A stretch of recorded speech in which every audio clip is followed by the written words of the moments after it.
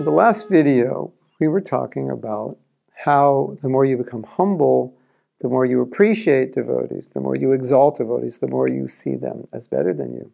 The more you become proud, the more you see yourself as better. And then when you see yourself as better, there's a tendency to criticize. That's where it comes from. Complaining, trying to rectify in a Vaishnava way, going through proper channels. I'm not talking about that. I'm talking just pure criticism that is detrimental to all who hear it, and to the person you're criticizing, and to yourself. And we often do that.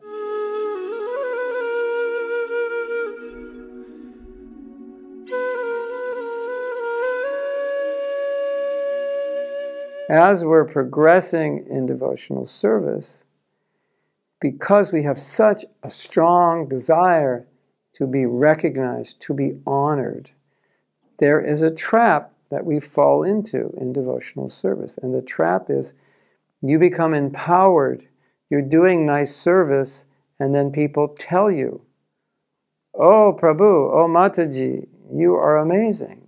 I love you. Your class is fantastic. Your service is amazing. You're a gift to ISKCON," etc., etc. So what's the problem with that? The problem is we believe it. And why would we believe it? Because we want that. Because that, in the core of the heart, that desire to be honored, to become a reputed devotee, a famous devotee, it's there deeply. And you may say, "No, I don't have that. I understand that. I've been through it, or I've been through it before I was a devotee." That's all well and good. But when you're in the situation where you're getting it, that's the real test. And so we have to be careful, because there are a lot of desires deep within our heart that we think we have transcended or purified, because we're not in situations where they get activated. And so, as Prabhupada always said, you always have to be cautious. But at some point in your devotional service, you may be in a situation where these desires become activated. Then at that point you realize, oh, I thought I was over this. I'm not over this at all. It's very strong. So we were just reading, I will read something. It's very interesting. And Prabhupada's talking about this. The word kuti nati means duplicity. As an example of pratishta shah, one may attempt to imitate Srila Haridas Thakur by living in a solitary place. One's real desire may be for name and fame. One's real desire. You look like you're doing bhajan because you want to be Krishna conscious, but underneath all that, the real desire is, the real reason you're doing it is for name and fame. In other words, one thinks that fools will accept one to be as good as Haridas Thakur just because one lives in a solitary place. Now you may say, yeah, but I wouldn't do that. But then the question is, what would you do to get name and fame? Okay, that's how you get it in India 500 years ago. How do you get it today in ISKCON? Get a big position. That's how you get it. Do some seva, let the world know, put it on Facebook. I just did this seva. Click, click, click. Let everybody know, send it out. That's how you get recognition. So ask yourself, when you're doing click, click, click and posting, ask, why am I doing this? Is this actually beneficial to everyone who sees it? Or am I doing this to upgrade my status on the hierarchy? So let's be honest. I'm not saying you are, and I'm not saying you're not. That's up for you to decide. But just be honest about it. These are material desires. A neophyte devotee is certain to be attacked by other material desires as well, namely desires for women and money. In this way, the heart is again filled with dirty things and becomes harder and harder, like that of a materialist. Gradually, one desires to become a reputed devotee or an avatar. Wow, of course.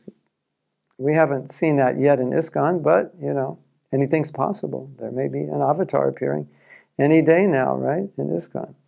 So, hopefully that won't happen. But the desire to be a reputed devotee. Do you have a desire to be a reputed devotee? Do you want to be acknowledged as advanced? Ask yourself. I'm not going to answer that for you. But some of us do have that desire. A little bit, little, maybe just a little, maybe somewhere in there, there's a little bit of that. Actually, there's a lot of it.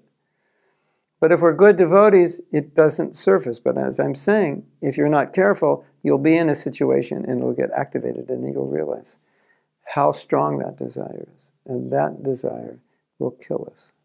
So, as Prabhupada has told us, pure devotional service means I'm serving for no other reason than to please Krishna, not to become a reputed devotee. But the purpose of this video is just to tell you to be careful, because you may think, no, I don't have this desire, I don't have that desire, I'm over this, purified this, healed this, transcended this.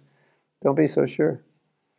Because in certain situations, you will see that Maya will activate some desire that you thought was purified or that you had transcended. So just be careful. Don't be overly confident. Don't think you're more Krishna conscious than you are. And if you're feeling strong in your Krishna consciousness, just be thankful that by the mercy of Guru and Krishna and Gauranga, you're doing well in Krishna consciousness. But don't assume that you can go on like that forever without that mercy and without your effort and without attention to being careful every day, at every moment. Hare Krishna.